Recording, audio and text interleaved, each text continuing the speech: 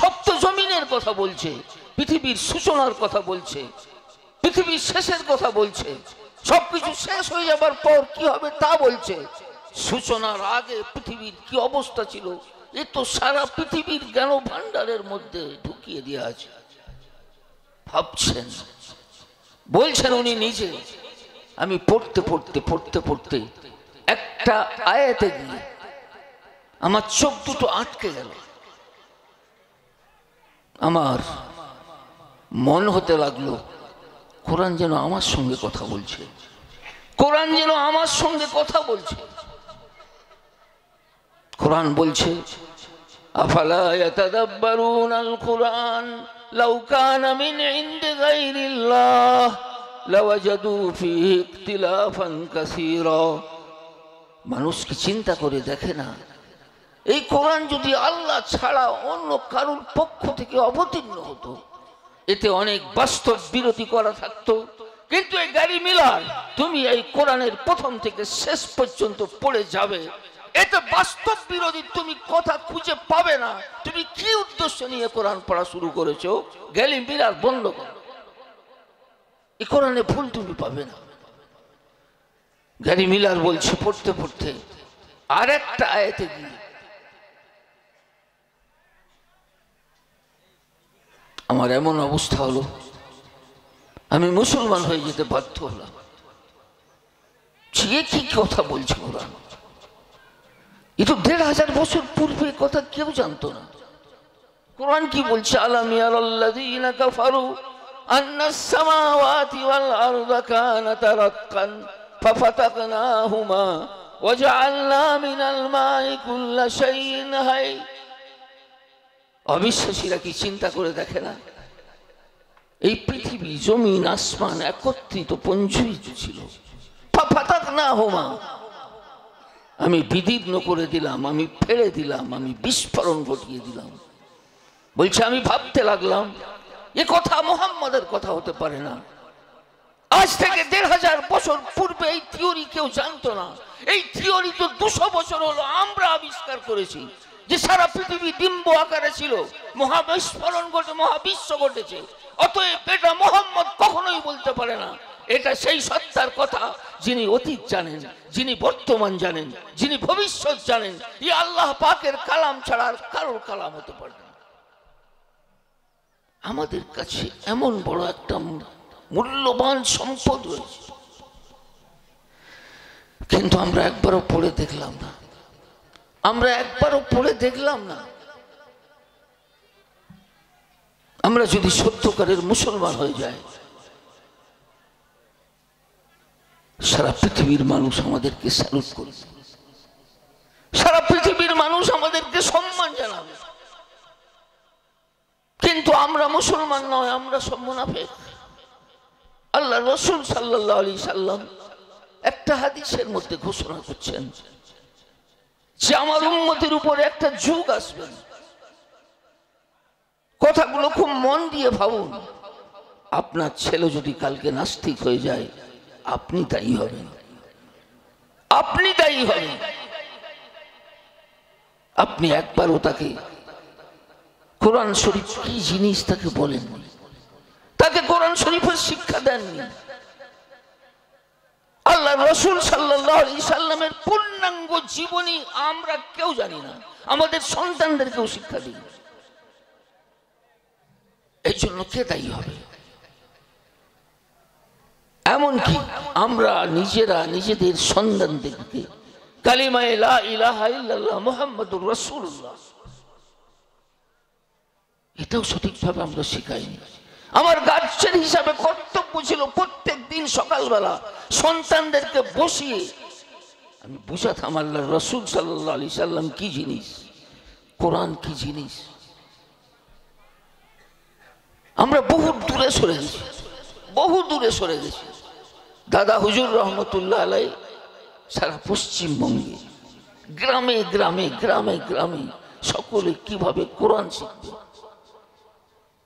কোথায় মক্তব তৈরি হবে, কোথায় একটা ক্লাব তৈরি, ইসলামিক ক্লাব তৈরি করবেন, কোথায় একটা কোরআন হাদিস শিক্ষার কেন্দ্র তৈরি করবেন। উনি 24 ঘন্টা চিন্তিত ছিলেন। আমার আবেদন, যতটুকু জলসা হয়েছে আর জলসার কোনো প্রয়োজন নেই। এখানে একটা মসজিদ কমিটি আছে, এখানে একটা জলসা কমিটি আছে, এই যে একটা বিরাট সভা, বিরাট সভা, এর জন্য কিছু লোক 1 মাস থেকে মেহনত করছে, মানুষের ঘরে ঘরে যাচ্ছে, চাঁদা তুলছে। আমি দুটো কমিটির কাছে করজোড়ে নিবেদন করি, আপনারা একত্রিত হয়ে বসে এই গ্রামের প্রত্যেকটা মানুষ কিভাবে সঠিকভাবে কালেমা শিখতে পারে, কিভাবে একটু কোরআনে পাক শিখে নিতে পারে, কিভাবে তারা নামাজটা সঠিকভাবে শিখে নিতে পারে। একটা আস্তাগফিরুল্লাহ, আস্তাগফিরুল্লাহ, আস্তাগফিরুল্লাহ, এটাও আমরা আমাদের সন্তানদেরকে শেখাই। প্রত্যেক দিন 100 বার করে আমাদের আস্তাগফিরুল্লাহ পড়া দরকার। হযরত ইমাম আহমদ ইবনে হাম্বল রহমতুল্লাহ আলাইহি রাস্তায় বের হয়েছেন, একটা জায়গায় রাত হয়ে গেছে। এগুলো সব অন্তর দিয়ে একটু বুঝুন ভাই, আমাদের কাছে মহামূল্যবান জিনিস আছে, মহামূল্যবান জিনিস আছে। একটা আস্তাগফিরুল্লাহ, আস্তাগফিরুল্লাহ, আস্তাগফিরুল্লাহ সকাল সন্ধ্যায় পড়বে, আল্লাহ পাক আপনার রুজি রোজগারে বরকত দিবে। আল্লাহ পাক লা হাওলা ওয়ালা কুওয়াতা ইল্লা বিল্লাহ পড়বেন, 70টা টেনশনকে দূর করে দিবে। আমরা সব টেনশনের রোগী, কিন্তু একবার আস্তাগফিরুল্লাহ লা হাওলা ওয়ালা কুওয়াতা ইল্লা বিল্লাহ পড়ি না। ইমামে আহমদ ইবনে হাম্বল একটা মসজিদে ঈশার নামাজ পড়েছেন, ভাবছেন অনেক রাত হয়ে গেছে, আজকে এখানেই শুয়ে যাবো। মুতাওয়াল্লি সাহেব এসে বলছেন দরজা বন্ধ করতে হবে, আপনি বেরোন, এখানে শোয়ার কোনো নিয়ম নেই। 10 লক্ষ হাদিসের হাফেজ উনি বের হয়ে দেখছে একটা দোকান রুটি তৈরি হচ্ছে। উনি সেই দোকানের কাছে, শীতের রাত্রি যে একটু তাপাও হবে, আর ওখানেই একটু আমি অপেক্ষা করে নেব সকাল পর্যন্ত। কিন্তু দেখছে সে যিনি রুটি তৈরি করছেন, ওনার জবানটা হিলছে, ওনার জবানটা হিলছে। উনি বলছেন, ভাই তোমার জবানটা হিলছে কেন? বলছে, আমি আস্তাগফিরুল্লাহ, আস্তাগফিরুল্লাহ, আস্তাগফিরুল্লাহ, আস্তাগফিরুল্লাহ। মেয়েরা যদি রান্না করতে করতে আস্তাগফিরুল্লাহ, আস্তাগফিরুল্লাহ পড়ে, কোনো সময় নষ্ট হবে? আরে বলুন ভাই, কোনো সময় নষ্ট হবে? আপনি যদি চা দোকানে বসে আস্তাগফিরুল্লাহ, আস্তাগফিরুল্লাহ, আস্তাগফিরুল্লাহ পড়েন, আপনার সময় নষ্ট হবে? সব সময় পড়তে পারে। তো ইমামে আহমদ ইবনে হাম্বল রহমতুল্লাহ আলাইহি বলছেন যে ভাই, আপনি সব সময় এরকম আস্তাগফিরুল্লাহ তাহলে পড়েন কেন? উনি বলছেন, আল্লাহর রহমত, আল্লাহর রহমত। আজ পর্যন্ত আমি যত তামান্না করেছি, যত আশা করেছি, আল্লাহ পাক সমস্ত আশা আমার পূরণ করে দিয়েছে। এই আস্তাগফিরুল্লাহর বরকতে আমার জীবনের সমস্ত আশা পূরণ করে দিয়েছে। একটা আশা বাকি আছে, একটা আশা বাকি আছে। বলে, কি আশা তোমার বাকি থেকে গেছে, সেটা পূরণ হয়নি? বলছে, আমি শুনেছি ইমামে আহমদ ইবনে হাম্বল উনি এখন পৃথিবীর সবচেয়ে বড় আল্লাহওয়ালা বুজুর্গ, আল্লাহর ওলি। ওনার সাথে সাক্ষাৎ করার আমার একটা আশা আছে, কিন্তু এখন পর্যন্ত আমার যাবার সুযোগ হয়নি। ইমামে আহমদ ইবনে হাম্বল বলছেন, ভাই আল্লাহ পাক তোমার সেই আশাটাও পূরণ করে দিয়েছে, আল্লাহ পাক সেই আশাটাও তোমার পূরণ করে দিয়েছেন। আমি হচ্ছি সেই ইমামে আহমদ ইবনে হাম্বল, আল্লাহ পাক তোমার ঘরে আমাকে পৌঁছে দিয়েছে। কি জিনিস আমাদের কাছে আছে! সব গ্রামের লোক বসে চিন্তা করুন, একটা মিটিং ডাকুন, জলসা তো রাতের পর রাত, রাতের পর রাত হচ্ছে। আমরা মিথ্যা বলছি, আমরা চুরি করছি, আমরা ডাকাতি করছি, আমরা জুয়া, কোথায় আড্ডাখানায় বসে আছি। সারাদিনে আল্লাহ পাকের সাথে আমার কোনো সম্পর্ক নেই, সারাদিনে আল্লাহ পাকের সাথে আমার কোনো সম্পর্ক নেই। কিসের মুসলমান? আমি যদি সারাদিনে 5টা মিনিট নামাজের মুসাল্লাটা বিছিয়ে আল্লাহ আল্লাহ আল্লাহ আল্লাহ আল্লাহ আল্লাহ বলে 5 মিনিট যদি আল্লাহকে না ডাকি, আমি কিসের মুসলমান? আমাকে বাঁচিয়ে রেখে আল্লাহর কি লাভ, আমাদের ধর্মের কি লাভ? আমি যদি নামাজ না পড়ি, এই বেনামাজি ফাসেক ফাজের, এই চোর, এই মিথ্যাবাদী, এই মুসলমানটার হেফাজত করার আল্লাহ পাকের প্রয়োজন। আমরা আজ পৃথিবীতে লাঞ্ছিত, অপমানিত। আমরা কোরআন হাদিস, আল্লাহ আল্লাহ রসুলের তরিকা আমরা ছেড়ে দিয়েছি। আমরা আমাদের সমাজের সংশোধন করি, আমার ব্যক্তিগত জীবন সংশোধন করি, আমার সামাজিক জীবন সংশোধন করি। বিশ্বের সবচেয়ে উৎকৃষ্ট জীবন ব্যবস্থা আল্লাহ পাক আমাদেরকে দিয়েছেন। জাতি ধর্ম বর্ণ নির্বিশেষে সকলের সাথে সৎ ব্যবহারের কথা আল্লাহ পাক বলেছেন।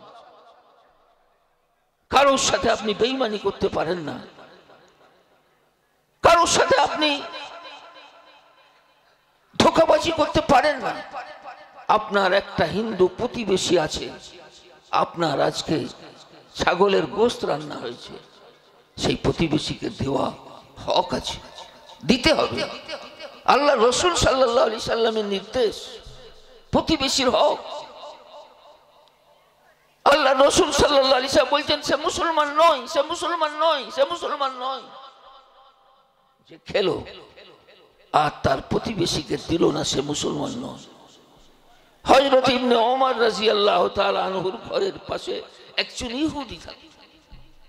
উনি বাড়িতে যেয়ে দেখছে ছাগলের গোশত রান্না হয়েছে। উনি বলছেন, জারুন আল ইহুদ, জারুন আল ইহুদ, জারুন আল ইহুদ, আমার প্রতিবেশী ইহুদি, তাকে কিছু দিয়েছো? ঘরের লোক বলছে, না, আমার না, এখনই দিয়ে আসো। সে প্রতিবেশী। আল্লাহ রসুল সাল্লাল্লাহু আলাইহি সাল্লাম তার অধিকার রক্ষার কথা বলেছে। আল্লাহ পাক বলেন, ওয়ালা তাসুবুল্লাযীনা ইয়াদউনা মিন দুনিল্লাহ ফায়াসুবুল্লাহ আদওয়ান বিগাইরি ইলমিন। অন্য জাতির মানুষ তারা যেই সমস্ত দেবদেবীর পূজা করে, তাদেরকে গালি দিও না, তাদেরকে গালি দিও না। তারাও তোমার আল্লাহকে গালি দিবে, শত্রুতা বশত, অজ্ঞাত বশত। কি সুস্থ ব্যবস্থা আল্লাহ পাক সমস্ত জাতি ধর্ম বর্ণের মানুষের জন্য, তাদের সম্প্রীতির জন্য দান করেছেন। আমরা ইসলামকে না নিজেরা চিনেছি, না প্রতিবেশী ভাইদেরকে চিনবার সুযোগ দিয়েছি।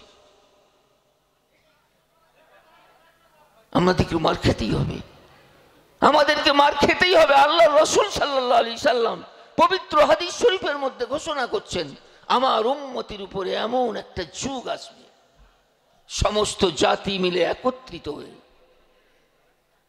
এমন ভাবে আক্রমণ চালাবে, যেমন ভরা পেয়ালার উপর ক্ষুধার্ত ব্যক্তিরা ঝাঁপিয়ে পড়ে। সাহাবায়ে কেরাম জিজ্ঞাসা করলেন, ইয়া রাসূলুল্লাহ, সেই সংকটময় সময়ে আমরা কি সংখ্যায় কম হব? আমরা কি সংখ্যায় কম হব? সেদিন সবাই আমাদেরকে ধরে ধরে পিটবে। আল্লাহ রাসূল সাল্লাল্লাহু আলাইহি সাল্লাম বললেন, আনতুম হিনাইদিন কাসীর ওয়ালাকিন্নাকুম গুসাউন কাগুসাইস সাইল। সেদিন তোমরা সংখ্যায় অনেক হবে, কিন্তু নর্দমার খড়কুটো হয়ে যাবে। আমরা মুসলমান না নর্দমার খড়কুটো? বলুন। যে যার বুকে হাত দিই। আমি নামাজ পড়ি, আমার ছেলে পড়ে না, আমার ছেলে পড়ে, আমি পড়ি না। আমার ছেলে মদের দোকানে আছে, আমার বলার মতো অধিকার নেই। আমার ছেলে জুয়া খেলছে, আমার বলার অধিকার নেই। আমরা মুসলমান হলাম কি করে? আমরা মুসলমান হলাম কি করে? আমরা তো নর্দমার খোড়া কোট হয়ে গেছি, নর্দমার খড় কুটো হয়ে গেছি আমরা। নাহলে যদি আমরা সত্যকারের মুসলমান ছিলাম, জাতি ধর্ম বর্ণ নির্বিশেষে সকলেই ভালোবাসার সাথে আমাদেরকে গ্রহণ করে নিয়েছেন। মোহাম্মদ ইবনে কাসেম যখন ভারতবর্ষ থেকে আরবে ফিরে যাচ্ছিলেন, ভারতবর্ষের সমস্ত হিন্দু, সমস্ত আদিবাসী এবং আরো বিভিন্ন গোত্র তারা এসে মোহাম্মদ ইবনে কাসিমকে বলছেন যে আমরা আপনাকে যেতে দেব না, আপনি আমাদের ভারতবর্ষে থাকুন।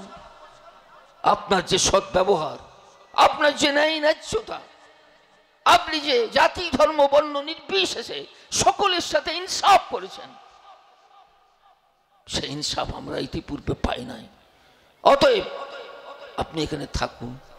উনি বললেন নির্দেশ এসে গেছে, যেতেই হবে। সেদিন ভারতবর্ষের হিন্দুরা একত্রিত হয়ে এত কেঁদেছিল, এত কেঁদেছিল, তার বিরহ বেদনায় মাটি অশ্রুসিক্ত হয়ে গিয়েছিল। এত ফুল বর্ষণ করেছিল তার উপরে, তার ঘোড়াগুলো ফুলে ডুবে গিয়েছিল। আমরা ইসলাম আমরা নিজেরাই চিনি না, আমরা ধোঁকা দিয়ে ঘুরে বেড়াচ্ছি, আমরা মিথ্যা বলে ঘুরে বেড়াচ্ছি। আমরা মসজিদে নেই, আমরা মসজিদে নেই, সারা দিনে একবারও আমরা উপস্থিত হই না। আমরা যদি একবার আজকে কতজন একটা জলসার দিন 3-4 কাতার 5 কাতার নামাজ পড়ছে। এই যারা নামাজ পড়লেন, নামাজটা কি শুধু ওই লোকগুলোর উপরে ফরজ ছিল? আরে শুধু ওই লোকগুলোর উপরে ফরজ ছিল না, আরো কারো উপরে ছিল। প্রত্যেকটা সাবালক সবের উপরে ফরজ ছিল, সবের উপরে ফরজ ছিল। আজকে একটা জলসা করছি আমরা, আমাদের এতটুকু চেতনা নেই যে কমপক্ষে জলসার দিনে আমরা সবাই মসজিদে উপস্থিত হই। এটা জলসা কমিটিরও উচিত ছিল। জলসা তো আপনারা শুনেছেন অনেক, কিন্তু ভাবার জন্য আপনি বলছি, এই জিনিসগুলো ভাবুন। জলসা কমিটিরও উচিত ছিল 3 দিন আগে থেকে প্রত্যেক বাড়িতে বাড়িতে দাওয়াত দিয়ে আসতো, জলসাই নয়, যে আমরা সকলেই যেন মসজিদে পৌঁছে যাই। মসজিদ এমন একটা জিনিস, সৎ ভাবনা মানুষের তৈরি হবে।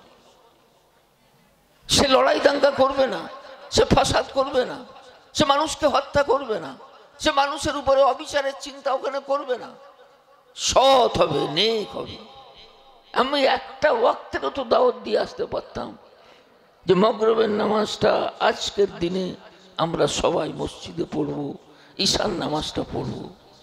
আজকের দিনেও যদি আমরা নামাজ না পড়লাম, কি মনে হয় আমরা চলে যাওয়ার পর আপনারা পড়বেন? আর যদি পড়েন, এই গ্রামটা সোনা হয়ে যাবে, এই গ্রামটা সোনা হয়ে যাবে। আমরা খড়কুটো হয়ে গেছি, আল্লাহ পাকের কাছে আমাদের কোনো ইজ্জত নেই।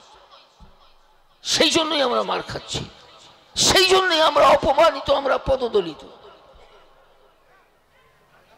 আমাদের কোরআনের শিক্ষা নেই, আমাদের হাদিসের শিক্ষা নেই।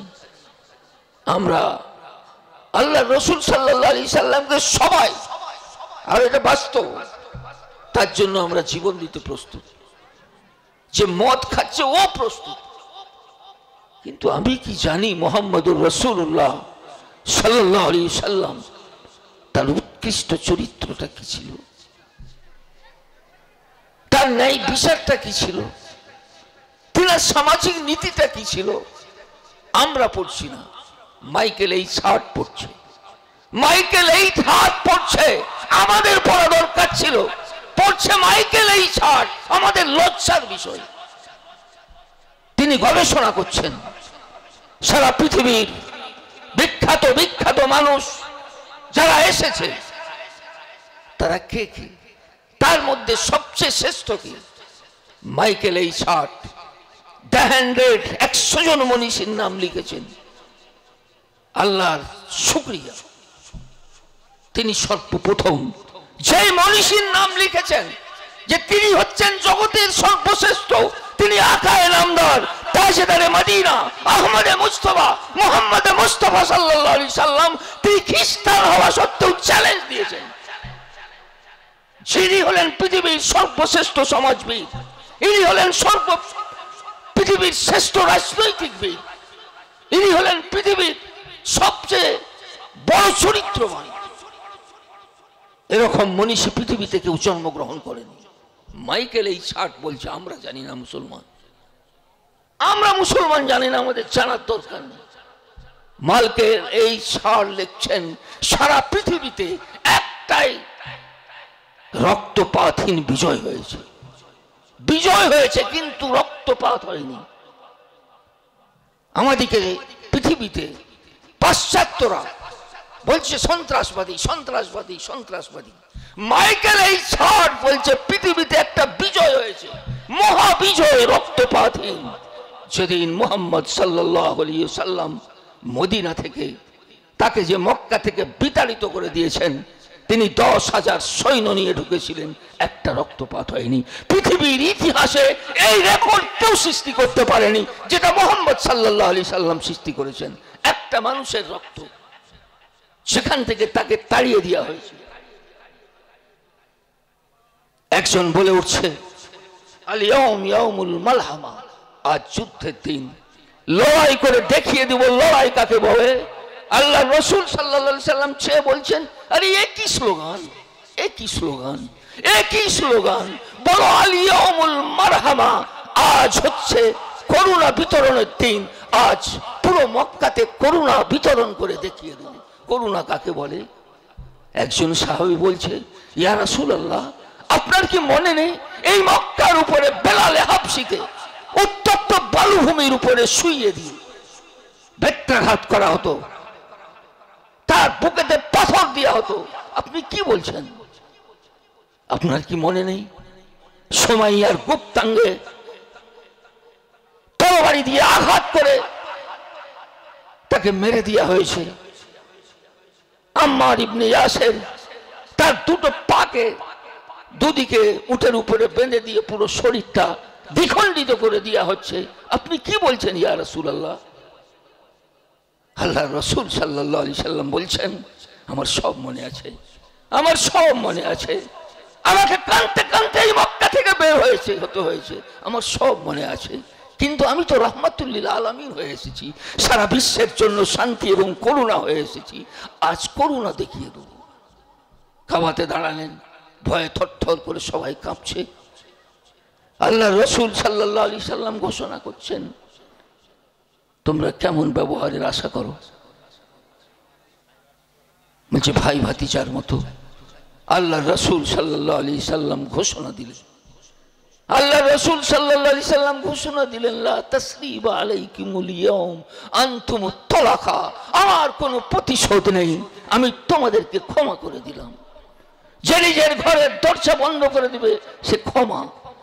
চরম শত্রু 15 বছর ধরে আল্লাহ রসুল সাল্লাল্লাহু আলাইহি সাল্লামের বিরুদ্ধে যে আবু সুফিয়ান যুদ্ধ পরিচালনা করেছে, আল্লাহ রসুল সাল্লাল্লাহু আলাইহি সাল্লাম ঘোষণা করলেন যে আবু সুফিয়ানের ঘরে ঢুকে যাবে তাকে আমি মুক্ত করে দিলাম, তাকে আমি নিরাপত্তা দিলাম। পৃথিবীর ইতিহাসে এরকম মহামানব নেই। মাইকেল এই শার্ট বলছেন এটা পৃথিবীর রেকর্ড, পৃথিবীর রেকর্ড। যে রকম রক্তপাতহীন বিজয় সেইখানে ঢুকছে যেখানে অত্যাচার করে তাড়িয়ে দেওয়া হয়েছিল। এটা সন্ত্রাস। বলছে আল্লাহ রসুল সাল্লাল্লাহু আলাইহি সাল্লাম সন্ত্রাস শিখিয়ে দিয়ে গেছে, তাকে দেশ থেকে তাড়িয়ে দেওয়া হলো, মদিনায় গেল, সেখানে 3টে যুদ্ধ চালালো, তিনি সব সময় পুরো জিন্দেগি সন্ত্রাসের মুখে থাকলো। কিন্তু আজ সারা পৃথিবীতে তার ভাবমূর্তিকে খারাপ করার জন্য, মুসলমানের ভাবমূর্তিকে খারাপ করার জন্য ইতিহাস বিকৃত করা হচ্ছে। আমার সন্তানকে যদি আমি সঠিক ইতিহাসটা না শিখিয়ে যাই, এ তো কিছুদিন পরে নাস্তিক হয়ে যাবে, এ তো কিছুদিন পরে নাস্তিক হয়ে যাবে, এ তো তসলিম না নসরিন হয়ে যাবে, এ তো সালমান রুশদি হয়ে যাবে, কোরআনের বিরুদ্ধে কথা বলবে, নবী পাক আলাইহিস সালাতু ওয়াস সালামের বিরুদ্ধে কথা বলবে। আপনার সন্তান যদি বলে আপনি তাই হবেন না? এগুলো ভাবার জলসা কিন্তু যতটা হবার হয়ে গেছে। যদি ভেবে নিজেদেরকে পরিবর্তন না করেন, কাল থেকেই পাক্কা নিয়ত করুন এখানে বসে বসে 5 ওয়াক্ত আজান হলেই আমি মসজিদে পৌঁছে যাব। আমার খুব কাজ। আরে 1 ওয়াক্ত থেকে শুরু করুন, যে একটা ওয়াক্ত আমি যাব, যে কোনো ওয়াক্তে যাব, আল্লাহর সাথে আমার সম্পর্কটা বজায় থাকবে। পাক্কা নিয়ত করুন, ভাবুন, চিন্তা করুন। আল্লাহ পাক আমাদের সকলকে তৌফিক দান করুন।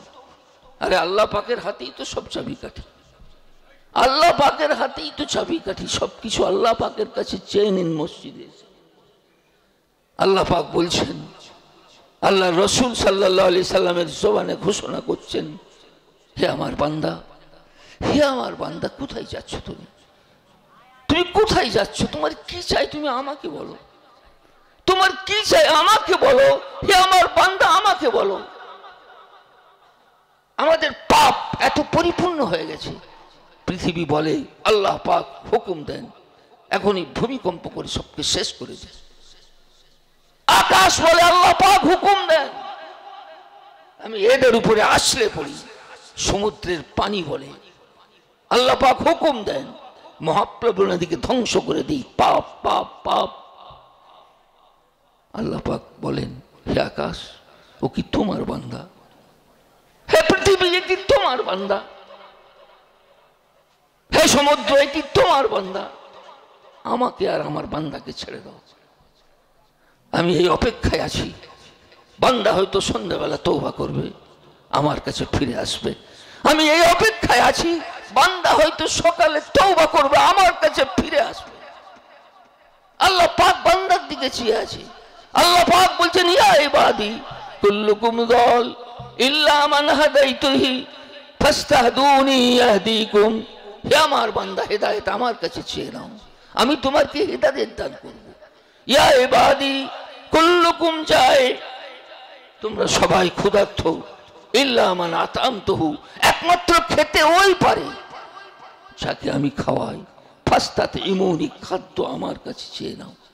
আমি সকালে উঠে নামাজের পাটিটা বিছিয়ে খাদ্যটা আল্লাহর কাছে চাইতে পারি না? আমি আল্লাহর কাছে চাইতে পারি না? কাঁদুন, আরো কাঁদুন। পাচ্ছেন নি, আরো কাঁদুন, আরো কাঁদুন। চোখের পানির দাম অনেক আল্লাহ পাকের কাছে। চোখের পানির দাম অনেক আল্লাহ পাকের কাছে। আপনার কাপড়ের প্রয়োজন, আল্লাহ পাক বলছেন, ইয়া ইবাদি কুল্লুকুম আর ইল্লা মান কাসাউতুহু, সকলেই তোমরা বস্ত্রহীন। বস্ত্র একমাত্র সে পড়তে পারে যাকে আমি বস্ত্র দান করি। ফাস্তাক শুনি, তোমার পরার কাপড়টা আমার কাছে চেয়ে নাও। আকসুকুম, আমি তোমাকে পরাবো। হে আমার বান্দা, যদি তোমরা সকলে আদম আলাইহিস সালাম থেকে নিয়ে কিয়ামত পর্যন্ত সকলে দাঁড়িয়ে যাও একটা টিলায়, আমার কাছে মাংতে থাকো, আমি দিতে থাকি, আবার মাংতে থাকো, আমি দিতে থাকি, তোমাদের চাওয়া পাওয়া শেষ হয়ে যাবে, আমার খাজানায় কোনো শেষ হবে না। সে আল্লাহর খাজানা থেকে লিবার কি আছে? কি আছে? এগিয়ে আসো।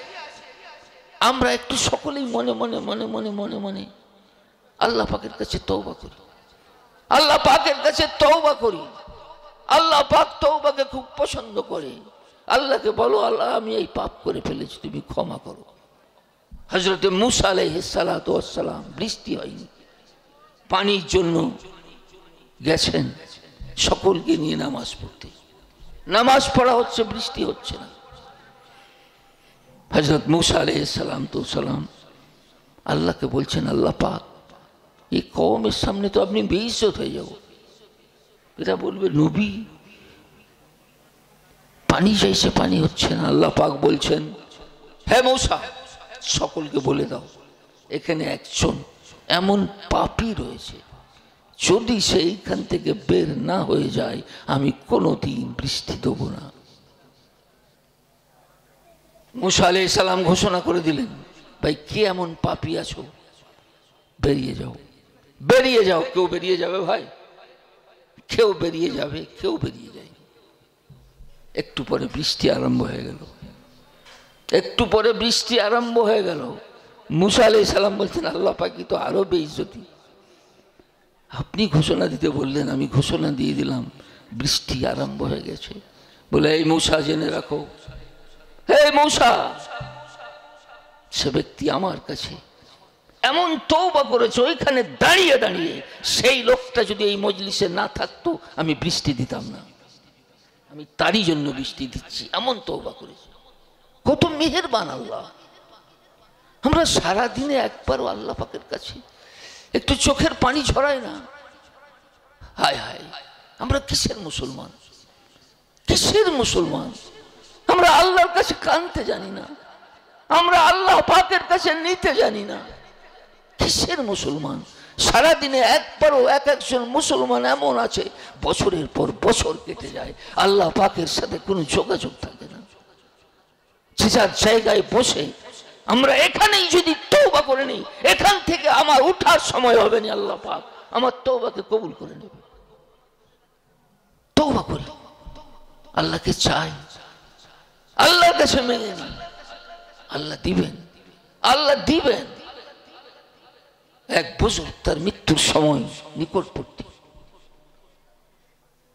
অনেক লোক টাকা পাবে, কে 5,000, কে 10,000, সবাই এসে উপস্থিত হয়ে গেছে। উনি চাদর মুড়ি দিয়ে শুয়ে আছেন, এরা টাকা চাইছে, উনি চাদর হাঁটাচ্ছে না। সবাই বলছে, আচ্ছা আল্লাহওয়ালা বটে, আমাদের সব টাকা ধার নিয়ে রেখেছে, মরার সময় কাছে এসে গেছে, আর আমাদের পয়সা দিচ্ছি না, ও চোখ বন্ধ হলেই তো শেষ। একটা ছোট বাচ্চা হালুয়া বিক্রি করার জন্য যাচ্ছে, হালুয়া হালুয়া, মুখটা খুললেন, বলে ওই বাচ্চাকে ডেকে দাও, ওই বাচ্চাকে ডেকে দাও। তার কাছে যত হালুয়া ছিল কিনে দিল। কত দাম? 50 টাকা। সবাইকে খাইয়ে দিল, আবার চাদর ঢেকে বসে গেল। সে বাচ্চারও পয়সা দেয়নি। সবাই বলছে, আচ্ছা বুঝুক বটে, আমাদের তো দিচ্ছিল না, এই নিষ্পাপ মাসুম বাচ্চা তার হালুয়া খেয়ে তার পয়সাও দিল না। এর থেকে আমরা নসিহত গ্রহণ করি। কিছুক্ষণ পর বাচ্চা কাঁদতে আরম্ভ করেছে। আমার মা কি বলবে, আমার বাপ কি বলবে, হায় আমাকে ঘর থেকে তাড়িয়ে দিবে বলে সে কাঁদছে। একটু পরেই দরওয়াজায় কে যেন ঠক ঠক ঠক ঠক ঠক ঠক করছে। এই গুণগুলো নিজেদের মধ্যে আনি, ঠক ঠক করছে। বুজুর্গ সাহেব, আল্লাহর ওলি, মুখটা তুললেন, তুলে বলছেন, যাও একজন লোক খাঞ্চা নিয়ে এসেছে, খাঞ্চাটা নিয়ে আসো। খাঞ্চাটা নিয়ে এলো। 10,000 টাকা আলাদা রাখা, 5,000 টাকা আলাদা রাখা, যে যত টাকা পাবে সব আলাদা রাখা, আর যে বাচ্চা হালুয়া বিক্রি করেছিল তার 50 টাকা আলাদা রাখা। উনি সবের টাকা মিটিয়ে দিলেন, সবাই চলে গেল। সে আল্লাহওয়ালা বলছেন, হে আল্লাহ পাক, তুমি দিলে তো বটে, দেরি করলে কেন? তুমি দেরি করলে কেন? আমি লজ্জায় মানুষের সামনে মুখ দেখাতে পারছিলাম না, চাদর ঢেকে শুয়েছিলাম। আল্লাহ তুমি দিলে তো ঠিকই, দেরি হলেও কেন? আল্লাহ পাক বলছেন, হে আমার দোস্ত, এতক্ষণ চাওয়ার লোক অনেক ছিল, কাঁদার লোক কেউ ছিল না। যখন হালুয়াওয়ালার বাচ্চাটা কেঁদে উঠলো, আমার আরো শিলে গেল, আমি পাঠিয়ে দিতে বাধ্য হলাম। শেখ সাদি বলছেন, তা না গিরিয়াত কাউদাকে হালুয়া ফারোস, যতক্ষণ পর্যন্ত বান্দা হালুয়া ফারোস বাচ্চার মতো কেঁদে না উঠে আল্লাহর রহমতের জোশ আসে। আমরা একটু কাঁদি, সারাদিনে একটু কাঁদতেও কি আমাদের সময় লাগবে? আমরা তওবা করি যে আমরা চুরি করব না, আমরা ডাকাতি করব না, আমরা মদ খাবো না, আমরা জোয়ার আড্ডায় যাব না, আল্লাহ তোমার মসজিদে উপস্থিত হব। আল্লাহর কাছে একটু কেঁদে নি, তৌফিক চেয়ে নি, আল্লাহ তৌফিক দাও, আল্লাহ তৌফিক দাও। তুমি তৌফিক দিবে না কেন? কেন আমার পাটা বন্দি থাকবে? আমার পা মসজিদের দিকে চলবে না কেন? তুমি আমাকে তৌফিক দাও। আল্লাহর কাছে কেঁদে কেঁদে তৌফিকটাও চেয়ে নাও, আল্লাহ পাক আমাকে মসজিদে যাবার তৌফিক দান করো। এই তৌফিকটাও চেয়ে নিতে হয়, এই তৌফিকটাও চেয়ে নিতে হয়। আপনার গ্রামে দেখবেন মসজিদ, মসজিদের পাশে একটা 3 তলা বিল্ডিং, এত কাছে যে উনি যখন মুয়াজ্জিন ইমামের পিছনে তাকবীর দেন আল্লাহু আকবার কাদ কামাতিস সালাহ বলে, উনি শুনতেও পান, কিন্তু উনি মসজিদে নেই, কিন্তু উনি মসজিদে নেই। আবার পক্ষান্তরে দেখবেন একটা গরিব মানুষ, গ্রামের শেষ প্রান্তে বাড়ি, সে আস্তে আস্তে আস্তে আস্তে আজান শোনার পর মসজিদে এসে পৌঁছে গেল। ব্যাপারটা কি? উনি চলে আসছেন অত দূর থেকে, গরিব হওয়া সত্ত্বেও, অভাব অভিযোগ থাকা সত্ত্বেও, আর ইনি পয়সাওয়ালা হওয়া সত্ত্বেও ইনি আসতে পারলেন না কেন? আমরা ভাবি ই এসেছে ও আসে না। ও ব্যাপার নয় বান্দা, ও ব্যাপার নয়। যে কোনো কারণেই হোক আল্লাহ পাক ওই গরিবটার উপরে রাজি, তাই তার পা হেঁটে সে চলে আসছে। আর যে কোনো কারণেই হোক এই মালদার এর প্রতি আল্লাহ নারাজ, তার পায়েতে বেড়ি পরিয়ে রেখেছে, সে সামনে মসজিদ হওয়া সত্ত্বেও আসতে পারছে না। চেয়ে নাও আল্লাহর কাছে, আল্লাহর কাছে চেয়ে নাও, কেঁদে কেঁদে চেয়ে নাও। বাদশা গেছে তার সাথে গোলাম শিকারী, একটা ভাঙা মসজিদ জঙ্গলের মধ্যে। গোলাম নামাজ পড়ে, বলল হুজুর যদি একটু অনুমতি দেন, যদি একটু অনুমতি দেন তাহলে আমি একটু যে নামাজ পড়ে নি। বাদশার মন তো চাইছিল না, তবুও বললো যা যা যা যা পড়ে নে। গোলাম ভিতরে, বাদশা গেটে। কি মনে হচ্ছে? কি মনে হচ্ছে? গোলাম যেন সম্রাট, ইনি যেন গেট কিপার, গেট পাহারা দিচ্ছে। ইনি যেন গেট কিপার, উনি যেন সম্রাট। অনেকক্ষণ সময় পার হয়ে গেছে। বাদশা বলছে আরে এতক্ষণ দেরি হয়ে গেল, তুই বেরিয়ে আসছিস না কেন? সে বলছে আমি তো বেরোতে চাচ্ছি, কিন্তু আমাকে তো বেরোতে দিচ্ছে না। বলে মসজিদ খালি, কে তোকে বেরোতে দিচ্ছে না? বলে যিনি আপনাকে বাইরে থেকে ভিতরে ঢুকতে দিচ্ছেন না, উনি আমাকে ভিতর থেকে বাইরে যেতে দিচ্ছেন না।